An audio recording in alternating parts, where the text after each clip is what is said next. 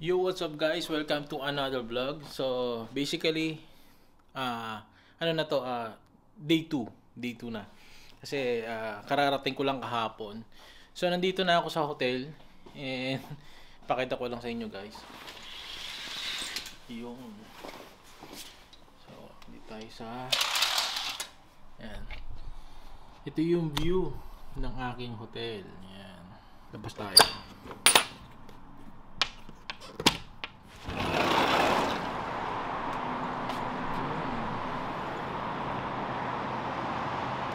So, dito ako ngayon sa hotel, dito sa may Hawaii. So, ito yung pinakamalapit na nakita kong hotel sa may airport. Kasi ang layover ko dito sa Hawaii is 17 hours. So, mamaya pa yung hapon yung aking next flight. So, time check is 9 o'clock.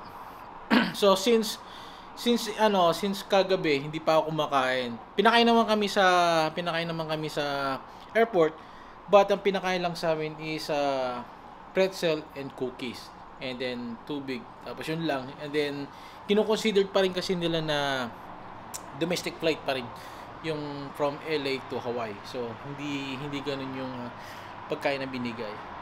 Since nandito na tayo sa hotel, ipakita ko na sa inyo kung ano yung tsura ng hotel ko. So, siguro ito king size kung tawagin nila. So, I don't know, yan. So, gulo-gulo pa ang aking unan. So, may relo dyan. At may telepono. Tapos, kung may partner ka, meron ka dyan. Tapos, may TV. And then, meron din silang microwave, hindi mo na silang ref. Yan, pero wala atang laman. Wala. So walang laman. And then ito, kagabi binuksan ko 'yan. So ito kagabi binuksan ko 'yan. Anong nangyari? Ito pala pinto to do sa another room. So nagulat ako dahil pagbukas ko mayroon pang another na pinto. Siguro yung pinto niyo tagusan to do sa may another room. So, hindi na ako nagano kasi masyado ng gabi, mga 12 o'clock na ng gabi. So, nagulat lang ako. So, tagusan yan. And then, meron din silang walk-in closet. Ayan. Okay. And then, pinto, palabas yan. So, may hallway. And dito tayo sa CR. Ayan, sa CR. Yung, ayan. CR, bowl, lababo, bowl, tapos may bathtub. So, good na to. Good. Ayan. Ako naman guys, hindi naman ako maselan talaga kung pagdating sa mga hotel. Basta, ang importante lang sa akin talaga. Kahit sa ibang bahay, kahit pupunta ako sa ibang bahay, importante sa akin talaga malinis ang CR. So, all in all, siguro, hindi naman natin pwede sabihin na 5 star to kasi hindi naman siya ganun ka high end. Pero pwede na. Siguro kung i-ask nyo ako, kung i-rate ko for 5 stars, siguro i-rate ko siya ng mga 3.5. Yan.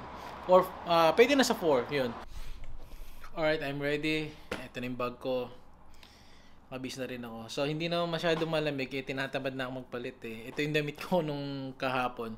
So, mapapansin nyo, kung napanood nyo yung first episode. So, 9:30 na. So, kailangan nating lumabas para kumain. So, labas tayo.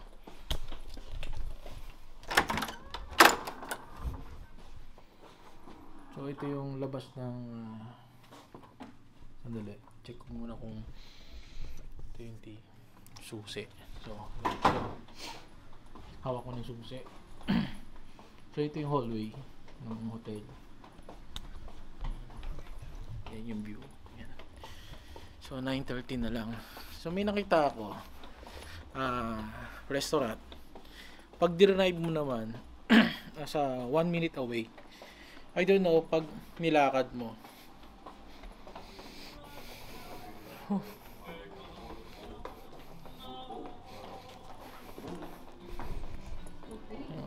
Hi ma'am, good morning. View.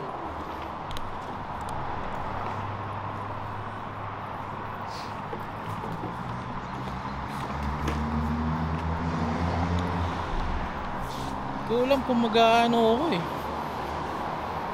Mag-u-Uber ba ako o maglalakad na lang ako? So ang sabi dito guys, diretso lang. Diretso lang. Diretso lang. So sa dulo. Yeah. So I think ito na yung freeway. Freeway nila. So ito na yung hotel ko.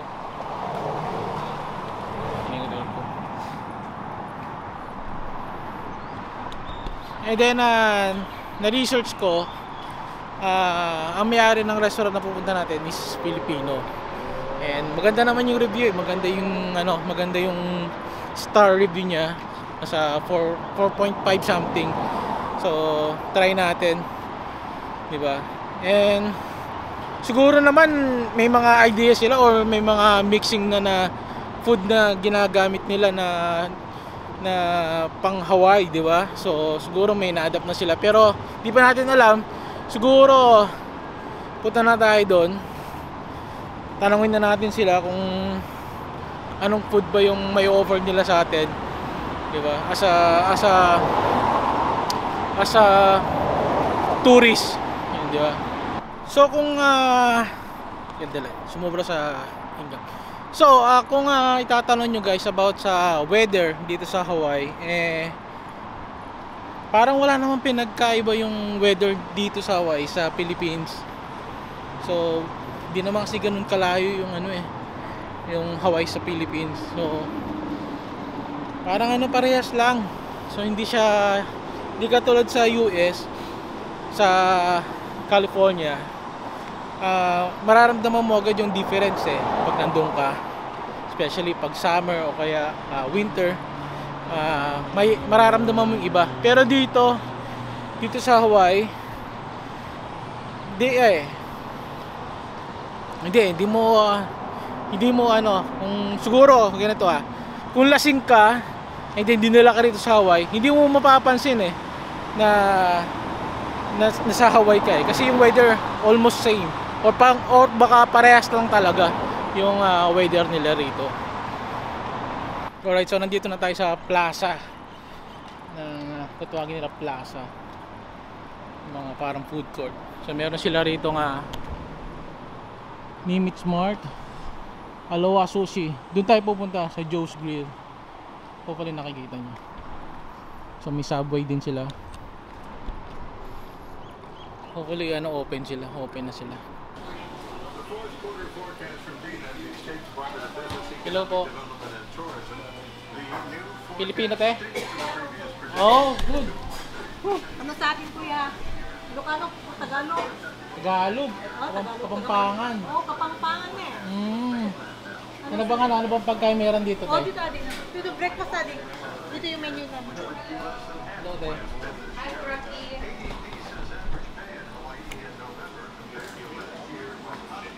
Ano ba yung usually na inaano nila rito? Regular lang. Jomoko, spam, bacon, Meron kami yung lunch break kuya, pero hindi pa ready ang Hindi pa? 10 o'clock. Hanggang 11 pa lang naman yung hotel ko. Ito, spicy chicken katsu, masarap yan. Sige, bahala ka na te. So, mong mixed plate? Sige, bahala ka na rin. First time ko rito Saan ka kuya? California, Pauyong, Pilipinas. Ayan Ano kuya, ba? Ano bang niya? spicy katsu. Meron natikman mo na yung loco Okay lang natin, okay lang. No? Loco mo ko kuya, natikman mo na? Yung Hindi, hamburger kaya bigyan mo ko siguro ng mga tatlong na special nyo rito, yung natitikman ko rito. Para hindi naman sayang, di ba? yung Tatlong menu na pwede kong tikman. Yung jumbo ko naman, special jumbo ko. Kaya sino to mga to? Kung sila yung mga dating unang mayari? Lolo, namin lang parents. Mga lola. Pilipino rin? Oh? Ito. Bisaya. Yan yung ito yung father, yan yung anak. Ito na yung mga anak. Pero matanda na yung mga. Ito dito. Yung bata doon, ito na siya. Ay, ano yan? Oo.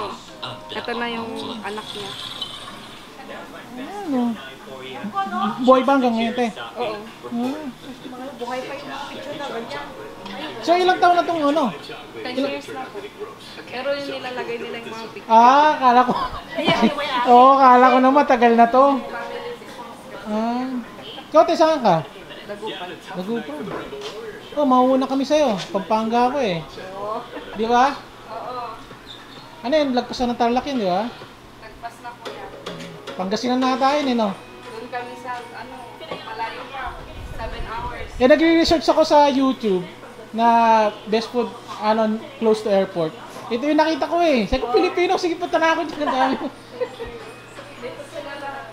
Kitchens. Saka maganda yung review eh. Nakita ko sa, sa iyo. Maganda yung review niya eh. Wala kang ino-offer na. Oo. Pero ano lang, pag may time lang. Sa vlogger. Castor Lopez. search Castor niya. Lopez? Oo. Sa Facebook? Di sa YouTube. O Castor Lopez sa YouTube? Oo. Comment nyo na lang daw guys kung sino yun. Di ko na alam sino may DJ na nagkahiwalay. Ang alam ko na vlogger na nagkahiwalay si si Pamasalang Kulokoy. Ah, yeah. Naghiwalay Si sila. Marites. Si Marites, yan. Oo, si Marites. Oo, alam ko yan.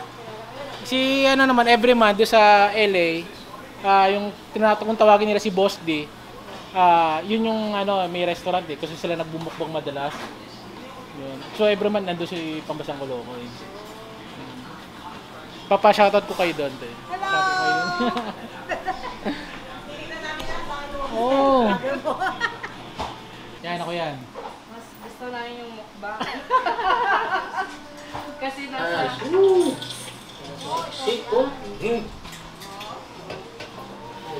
Papa. Is that you? Yeah.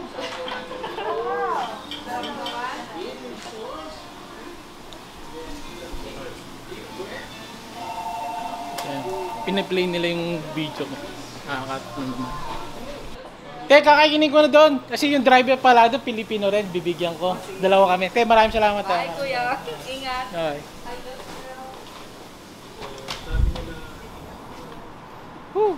Yun. So, ito na yung pagkain. So, doon sa kwarto, doon natin kakainin. So, anong gagawin natin? Hindi maglakad ulit pabalik. Di ba? Alright guys, so malapit na tayo sa hotel ko na tinuluyan kagabi. So maraming salamat sa Joe's Grill. So sa mainit na pagtanggap. And hindi ako yung mismong pumili ng order ko. Basta ang sinabi ko lang sa kanila na bigyan ako ng 3 order na pwede kong tikman. Dito ko lang matitikman sa Hawaii. So tikman natin and judge natin. Pero bago ako pumunta doon, nag-research na ako kung ano yung mga masarap na food na malapit sa airport ng Honolulu, Hawaii. So, isa si Joe's Grill ang unang-unang nasa top list. So, kaya, and then beside, malapit naman siya sa hotel ko, why not hindi natin subukan? So, try natin. Pabalik na tayo ngayon sa hotel para after kumain, mag-prepare, and then balik na tayo sa airport. So let's go!